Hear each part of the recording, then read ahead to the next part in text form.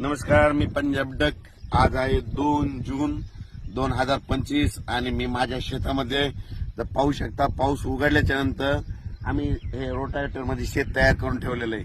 कारण की राज्यामध्ये आता ना 7 जून 8 9 तारखेला राज्यात पाऊस येणार आहे आणि त्याच्यामुळे आम्ही काय करणार आहे, पेरणीची तयारी करून ठेवण्यासाठी ही सगळी रेडी करून ठेवलं.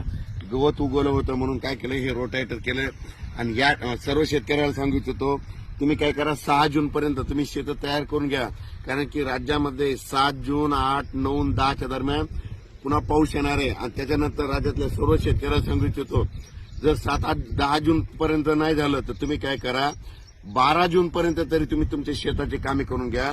कारण की राज्यामध्ये 13 जून ते 18 जून राज्यात मुसळधार पाऊस पडणार आहे. ठिकठिकाणी वडे नाले वाहतील असा पाऊस पडणार आहे. म्हणून हा अंदाज लक्षात घ्यायचा.